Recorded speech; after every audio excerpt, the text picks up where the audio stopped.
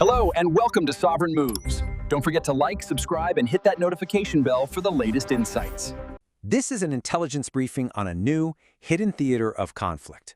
Deep beneath the world's oceans, a shadow war is underway for the control of the very arteries of our global system. We have new intelligence on a recent event and the high-stakes strategic realignment it has now triggered. Let's begin. Our briefing is structured around 5 key areas. First, we'll establish the strategic importance of this hidden battlefield. Second, we'll analyze the April 14th incident in detail. Third, the American countermove. Fourth, a critical divergence in threat assessment between allies. And finally, the new rules of this undersea war. To understand what is at stake, we must first look at the battle space itself. It's not on land nor in the air. It's on the ocean floor, where the unseen arteries of the global economy are, right now, dangerously exposed. Our entire modern world runs on these cables. 95% of all global data, that's everything from state secrets and military communications to financial trades and private messages, travels not through satellites, but through these physical fiber-optic lines. They are the central nervous system of our digital age. And the economic stake? Well, it's almost impossible to overstate. $10 trillion in financial transactions rely on the integrity of these cables every single day. They aren't just data conduits, they are the absolute bedrock of the global economy. To cut them is to sever the flow of capital itself. So this brings us to the central thesis of this briefing. The strategic focus of great power competition has shifted. The seabed, once a remote and largely ignored domain, is now a primary theater of war, and the opening shots may have already been fired. Now let's pivot from the strategic overview to a specific event that brought this shadow conflict into the light. On April 14, 2026, a covert operation was detected and then disrupted in the North Atlantic. What you're looking at here are the critical cable corridors between North America and Europe. These are not just lines on a map. They are the physical infrastructure that underpins the entire transatlantic alliance, its economy, and its military communications. And it was right here, on April 14th, that intelligence assets detected a Russian Akula-class submarine operating in very close proximity to this critical infrastructure. Its presence was no accident. It was a deliberate maneuver near some of the world's most vital data arteries. The British response was immediate and decisive. Royal Navy frigates and maritime patrol aircraft were scrambled, converging on the submarine's position. The signal was unmistakable. Your operation has been compromised. Upon detection, the Russian vessel withdrew.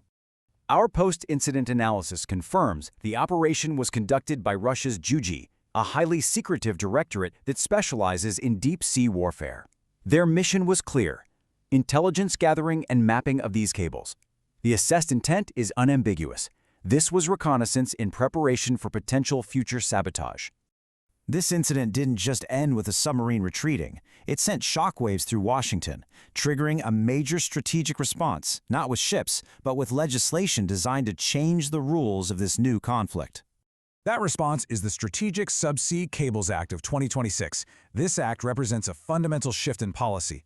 It formally recognizes undersea infrastructure as a domain of national security, one that requires its own dedicated diplomatic, operational, and punitive tools.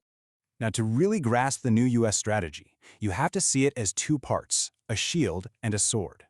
An earlier bill, H.R. 2503, acts as the shield. It denies adversaries like China access to the technology they need to build their own advanced cables. This new 2026 Act is the sword. It creates mechanisms to actively punish any adversary that attacks existing infrastructure. The language from the bill's sponsors leaves no room for doubt. Representative Joe Wilson explicitly calls this a counter to shadow warfare. Washington's position is clear.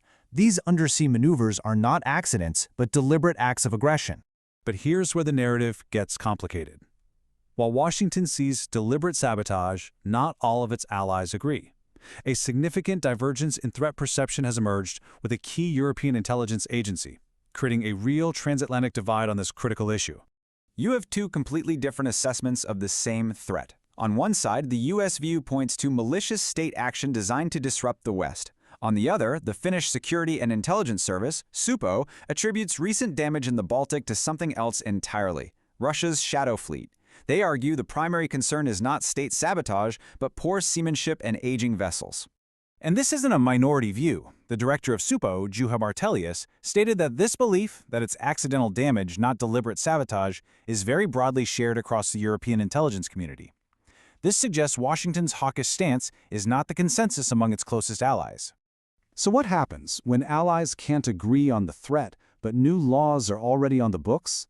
The rules of the game are changing, fundamentally, for both governments and the private sector companies that own and operate this infrastructure. Here's the crucial takeaway. Commercial telecom cables are now de facto strategic military assets.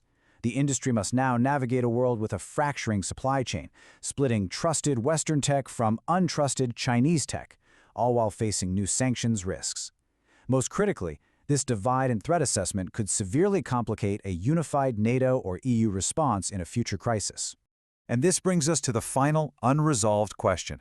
In an age of escalating shadow warfare, where commercial assets are military targets and allies disagree on the nature of the threat itself, who is responsible for policing the vast, vital, and vulnerable depths of the ocean?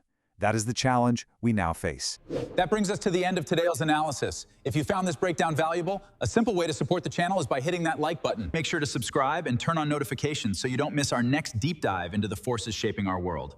Thanks for watching Sovereign Moves, and I'll see you in the next one.